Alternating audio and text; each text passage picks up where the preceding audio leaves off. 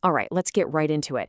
The 2026 FIFA World Cup is coming to Kansas City, and you know what that means? A potential gold rush for local property owners. Seriously, the city is about to see a wave of visitors like never before, and they want landlords like you to get in on the action. So, this is your guide. We're going to break down the rules so you can make the absolute best choice for your property. First up, let's just wrap our heads around the sheer scale of this thing. We're talking more than 650,000 people. That's not just a few extra tourists. That's a tidal wave of fans flooding the metro for the tournament. You can bet hotel rooms are going to be practically impossible to find and super expensive. And that right there creates this massive demand that you, as a homeowner, are perfectly positioned to meet.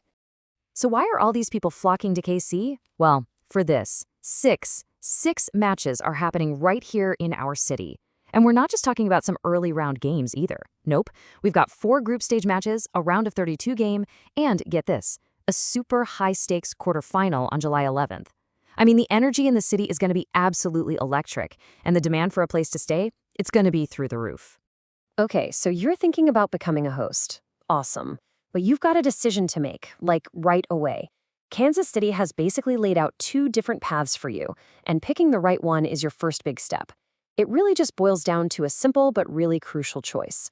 Are you on the $50 plan or the $200 plan? And here's how those 2 options break down. Now, the most important thing to get is that the rules, who's eligible, what taxes you pay, they are exactly the same for both. The real difference? It's all about time and flexibility. Are you in this for the short haul, just for the event? That's your $50 option. Or are you thinking bigger, like a year-round thing? That's going to be your $200 permit. Okay, let's make this super simple. If you're looking at the World Cup as a one-time thing, a little gold rush, right? You rent out your place for a couple of months, make some great money, and then everything goes back to normal, then the $50 major event permit is absolutely for you. It's designed for exactly that. It covers that peak window from May 3rd to July 31st, 2026, and that's it. Simple. But what if this isn't just a one-off for you? What if you're thinking, hey, the World Cup could be the perfect kickoff for a longer-term rental business? Well, then the $200 annual permit is the smart play. It's an investment. It gives you the freedom to host guests for a full year, letting you ride that World Cup wave and turn it into a steady year-round income stream. All right, Section 2, know the rules, because eligibility is non-negotiable. And I really mean that. Listen up, because this part is absolutely critical. The city is excited for new hosts, for sure, but they are not bending the rules. It doesn't matter if you get the $50 permit or the $200 one, the standards for who can even do this are exactly the same. And trust me, they're not up for debate. So for most of you watching, this is going to be the one that matters, the resident permit. This is your straightest shot. Basically, if the property is your main home, the place you actually live for at least 270 days a year, you're probably good to go. This whole category was literally designed for the everyday homeowner who wants to rent out a spare room or maybe their whole house while they're away for a bit. Now, on the other hand, if you're an investor and you don't live at the property, well, things get a whole lot trickier. For starters, non-resident rentals are just flat out banned in most residential zones. And even in the places they are allowed, the rules are super strict. We're talking about density caps, which means no new rentals within 1,000 feet of another one. And if you're in a condo or apartment building, no more than 12.5% of the total units can be short-term rentals. So yeah, it's tough. Okay. On to our next section, the stakes. We're talking taxes, fees, and penalties.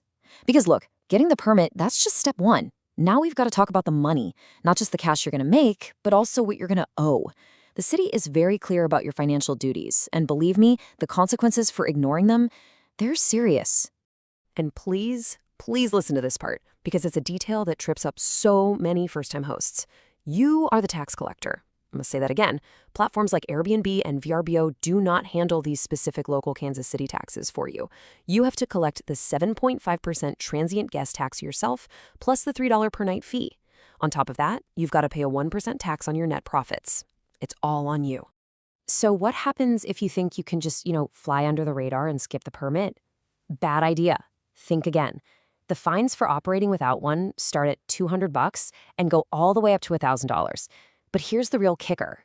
Every single day you operate illegally can be a brand new violation. I mean, those fines can stack up so fast it'll make your head spin. And look, don't just take my word for it. This is not some empty threat. The city has gone on record saying enforcement is a major priority. Just look at this quote from Nia Webster, the Assistant Director of Neighborhood Services. Staff will be working actively during the tournament to ensure hosts are following city laws. That says it all, right? They're going to have people out there actively looking. They are taking this incredibly seriously. All right, so you get the rules, you know the stakes. Now let's shift gears and talk about the fun part. Let's build your game plan to turn all this paperwork into actual profit. The big question is, how do you crush it and make the most money possible during this, let's face it, once-in-a-generation event? And here it is. This is your window of opportunity laid out right there for you.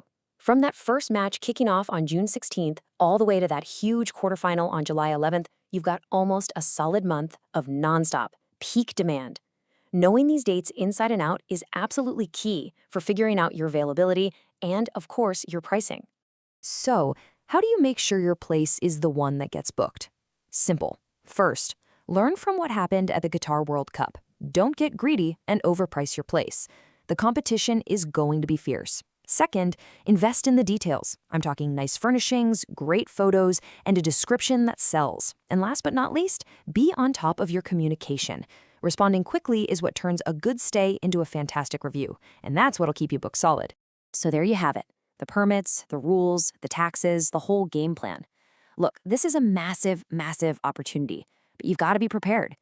The good news is the city has laid out a clear roadmap for you to do this right, legally and profitably. So now, the only question left is the one you see right here. The entire world is coming to Kansas City. Is your property ready?